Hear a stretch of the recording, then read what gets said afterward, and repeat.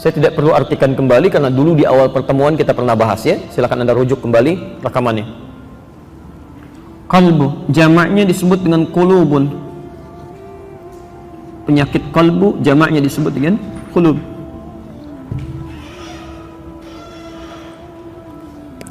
Bila yang dimaksudkan penyakit qalbu, maka istilahnya oleh Al-Quran, dan ini yang mendapat perhatian dari Al-Quran. Hati-hati ya. Baik. Istilahnya tidak disebutkan dengan daun, tapi diistilahkan dengan maradun, marad. Berbeda istilahnya. Saya ulang. Yang kedua, penyakit kolbu sering disebut dengan penyakit hati, ya. Iri hati, sombong, ria, kan? Merasa paling hebat dalam kehidupan itu penyakit hati itu. Ya. Ini diistilahkan oleh Quran dengan kata marad. Menyerangnya bukan kepada fisik, tapi pada sumber roh kita, sumber jiwa, ke nafas nyerangnya, masuknya ke sini ke qalbu, jamaknya qulub. Tidak sedikit manusia yang sehat fisiknya, tapi memiliki penyakit yang kedua ini yang paling berbahaya. Maka disebutkan dalam Quran, misalnya surah kedua Al-Baqarah ayat 10, posisi paling kanan di pertengahan sedikit agak ke bawah. Fi qulubihim, qulub, maradun. Jelas ya? Fazadahumullahu marada. Ada orang-orang yang memang di hatinya punya penyakit, bahkan nanti punya nama sendiri ini. Orang kena penyakit fisik itu nggak punya nama khusus di Quran. Tapi orang yang kena penyakit hati namanya spesifik. Ada nama khusus, munafik gitu kan? Baik. Pelan-pelan ya. Ini obatnya disebut dengan syifa. Disebut dengan syifa. Syifa'un. Quran surah ke-17 ayat 82, saya belum tuliskan tadi. Quran surah ke-17 Al-Isra ayat 82. Posisi paling kiri di pertengahan, agak sedikit ke bawah. Wa nunazzilu minal Qur'ani ma huwa syifaa'un wa rahmatun lil mu'minin. Wa nunazzilu minal Qur'an, dan kami turunkan ayat-ayat dalam Al-Quran. Saya ulang, kami turunkan ayat-ayat dalam Al-Quran ma huwa syifaa'un, yang isinya bisa jadi obat. Awas, hati-hati ya. Bisa jadi obat, petunjuk untuk mengobati penyakit hati, penyakit kalbu. Jadi kalau ada di antara kita misal, atau kerabat kita, tetangga ya, misal yang teridentifikasi terkena penyakit kalbu, iri hati, sombong, itu nggak usah pergi ke dokter, nggak akan ketemu obatnya pak. Nggak percaya silahkan cek. Dok, ini tensi saya tinggi nih. Kenapa? Nggak tahu, tiba-tiba saya marah sama orang itu. Memang kenapa perasaan bapak? Saya iri lihat keadaan dia. Nggak ada obatnya, silahkan cek aja, nggak akan ketemu tuh. Nggak ada, kata Quran cuma satu. Allah hanya firmankan, wa nunazzilu minal Quran. Kami turunkan ayat-ayat Quran, ma huwa syifaa'un, yang isinya itu bisa menjadi obat dari penyakit yang mungkin diderita. Penyakit qalbu maksudnya. Jelas di sini? Nah, alasan dari sinilah kemudian kita coba akan tuangkan ayat-ayat Quran yang terkait dengan obat penyakit-penyakit qalbu ini, lebih spesifik terkait pembahasan sifat iri hati. Jadi kalau kira-kira ditemukan gejala-gejala seperti ini nampak dalam kehidupan kita, apa obatnya kata Quran? Mungkin kita tidak, tapi dalam keluarga mungkin bisa terasa seperti itu. Ya, nanti kita lihat gejala-gejalanya ya, dan bagaimana kemudian obatnya diturunkan. Sekarang kita ambil dulu bahasan bagian pertama. Ya. Sudah?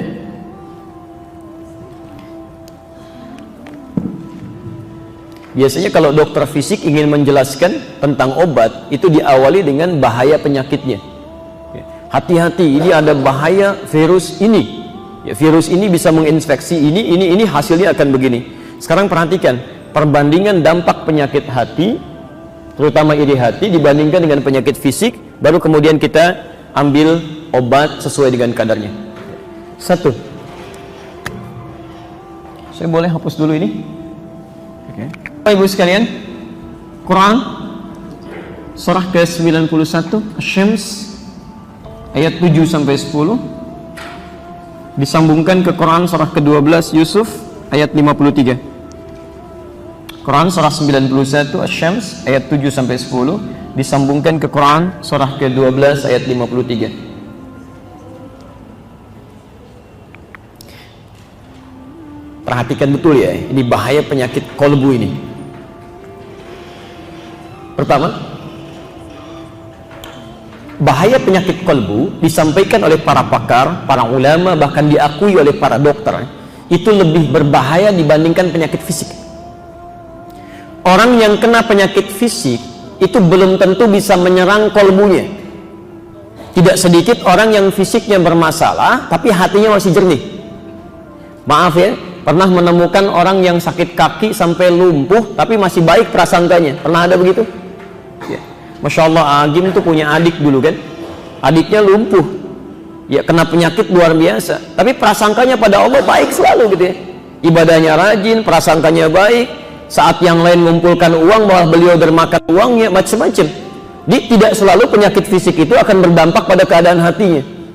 Saya di Bekasi pernah ditanya beberapa pekan yang lalu ya, seorang nenek bertanya, Pak, diwakilkan pada seorang bapak ya, Ustadz, saya ini lumpuh katanya ya, lumpuh, sholat saya sambil duduk, bagaimana keadaan sholat saya, diterima nggak? Saya sampaikan, Masya Allah Bu, ibu lumpuh masih mau sholat. Tidak sedikit orang yang jalan di sana dia nggak mau sholat. Ada orang kakinya divonis lumpuh secara medis masih mau sholat, Pak. Ya, orang yang bisa lari-lari, Masya Allah, sebelum adzan subuh udah olahraga lari, tapi sholat ditinggalkan. Ya, tidak sedikit yang didapati demikian. Jadi penyakit fisik itu belum tentu bisa berdampak buruk pada keadaan kolbunya. Tapi sebaliknya, orang yang terkena penyakit kolbu itu sudah pasti akan berpengaruh pada fisiknya. Dua-duanya ikut sakit itu. Lihat keterangan ayatnya. Wa nafsi wa ma sawaha, demi jiwa yang telah kami sempurnakan penciptaannya. Dalam kolbu itu ada nafas. Ya. Fa alhamaha fujuraha wa taqwaha. Dalam jiwa itu kami ilhamkan dua sifat yang saling bertolak belakang. Itu sudah pasti itu. Satu disebut dengan sifat takwa, dorongan kebaikan. Sekali lagi disebutkan selama 115 kali dalam Al-Quran. Disebutkan sebanyak 115 kali dalam Al-Quran, sifat takwa, dorongan kebaikan. Yang mendorong itu malaikat, Pak. Jadi ada malaikat dalam sekitaran kita yang selalu mendorong pada kebaikan. Bukti paling gampangnya begini, kalau sudah masuk waktu sholat, Anda dengar adzan, di hati Anda kan suka ada getaran kan? Cepat sudah adzan, siap-siap, siap-siap. Itu dorongan kebaikan, sifatnya takwa namanya. Jelas di sini? Sisi yang lain ada nafsu. Nafsu ini lawan daripada takwa. Disebutkan sama persis 115 kali dalam Al-Quran. Yang dorong setan. Setan itu jumlahnya penyebutannya sama dengan malaikat. Malaikat disebutkan 88 kali, setan disebutkan 88 kali. Ini ingin menunjukkan bahwa pertarungan sifat baik dan yang potensi yang tidak baik ini itu selalu berimbang. Begitu jiwa yang satu mengarahkan pada kebaikan, yang lain pun akan mencegah Anda berbuat baik. Anda dengar azan, Allahu Akbar, hati kecil Anda mengatakan cepat siap, sudah azan. Begitu selesai azan, tiba-tiba sisi yang lain berkata, tenang aja, baru azan, di sini komatnya masih lama, imamnya belum datang gitu. Ya, tawarannya semakin banyak, bisa-bisa Anda gagal menunaikan ibadah. Sisi lain tuh. Nah, nafsu ini potensi yang kurang baik tadi, bila sudah menjalar, awas jadi penyakit, muncul penyakit-penyakit kurang baik. Misal, maaf ya, iri hati misalnya, sumbernya di nafsu tadi, nafsu. Kalau dia sudah menjalar, masuk dalam jiwa seseorang, terpengaruh di bawah setan misalnya, masuk ke darahnya, mengalir ke tangannya misal, mengalir ke matanya, itu alirannya disebut dengan fujur. Fujur. Makanya di sini takwa dipasangkan langsung dengan fujur, ingin menandakan bahwa kalau penyakit kolbu sudah masuk ke dalam nafasnya, itu cepat menjalarnya. Hati-hati, di dosis ringan aja Pak, itu dampaknya berat sekali penyakit kolbu itu. Beda kalau Anda gejala pilek baru cuma bersin sekali dua kali, itu sudah bisa ambil Anda air, ya, Anda istinsyak sedikit, hirup, keluarkan, mungkin bisa sembuh. Penyakit kolbu tidak. Anda main-main, ambil sedikit saja, dimasukkan dalam kolbu, terbawa darah, itu rembetannya cepat sekali. Yang paling berbahaya, awas, jika aliran itu tidak dihentikan, maka dampaknya kepada fisik akan ikut-ikutan berbuat buruk. Tadinya cuma pikirannya. Iri itu kan asalnya, maaf, perasaan tidak senang dengan nikmat yang melekat pada orang lain.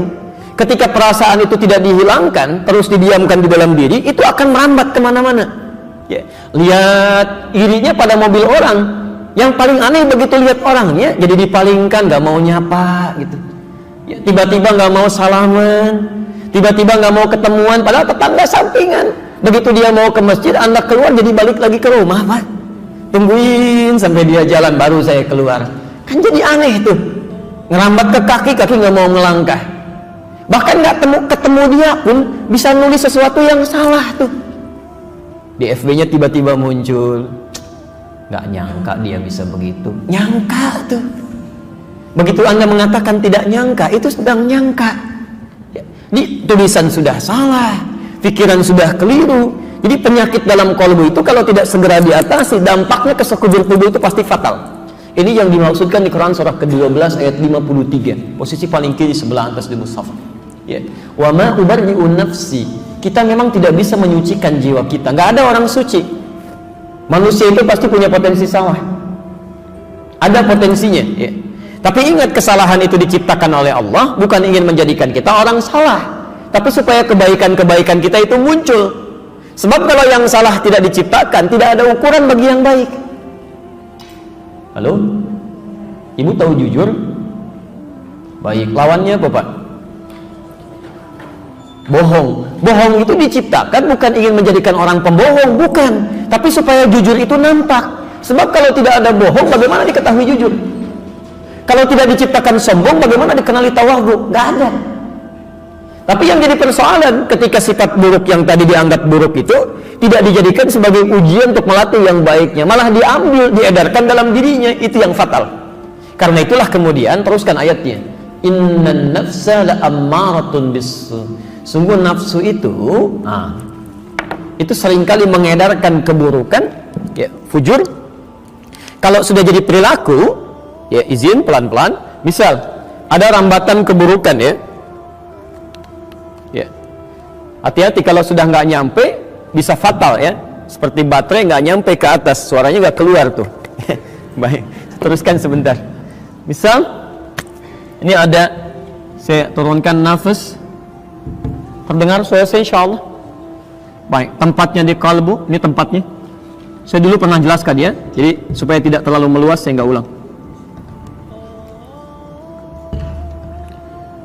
Kalau merambatkan yang buruk disebut dengan fujur. Fokus. Dalilnya Quran surah 91 di ayat ke-7 sampai 8 dia. Baik. Wa nafsi wa ma sawwaha fa'alhamaha fujur. Ya. Kenapa fujur didahulukan dibandingkan dengan takwa? Karena kecenderungan untuk mengerjakan yang jelek itu bagi sementara orang lebih mudah cepat dilakukan dibandingkan yang baik-baik. Yang baik itu butuh motivasi, Pak. Butuh motivasi kuat. Tapi yang jelek itu seketika bisa masuk tuh. Fokus. Misal sifat iri masuk ke sini, dirambatkan, ya. Fujur saat dirambatkan, ya, kalau terpancar kebaikan disebut dengan fajar atau infajar. Itu rambatan kebaikan. Quran surah ke-2 Al-Baqarah ayat ke-60, posisi paling kanan, ya, di pertengahan sedikit ke bawah. Wa idhistasqa Musa liqaumihi faqulna idrib bi'asakal hajar fanfajar. Fajar.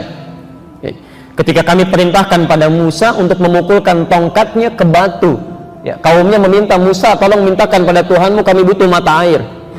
12, Pak, 12 golongan dimintakan oleh Musa kepada Allah. Kata Allah, difirmankan pukul batu itu terpancar 12 mata air. Fanfajarat minhu 12 'aina. Pancaran kebaikan yang menghadirkan kebaikan-kebaikan itu disebut dengan fajar atau infajar. Ya. Salat pertama yang kita kerjakan salat apa? Fajar. Kenapa disebut dengan fajar? Karena ketika azan dikumandangkan, kita respon dengan keimanan kita. Pancaran iman yang merespon azan itu disebut dengan fajar. Jelas, ya? Yang kalau dalam nuansa alamnya, ya, munculnya cahaya putih yang mengakhiri kegelapan. Di malam sudah sirna, dengan tandanya cahaya putih masuk. Kalau itu dalam dunia astronomi. Tapi dalam dunia tazkiyatun nafas, kenapa disebut dengan fajar salah satunya? Ketika iman kita bisa menangkap tuh, ya, panggilan dari adzan tadi keluar terpancar dari sumbernya yang dalam. Pancaran kebaikan itu yang disebut dengan fajar. Tapi kalau yang memancar yang buruk, yang merambat yang jelek, berubah kalimatnya dari fajar jadi fujur. Ini.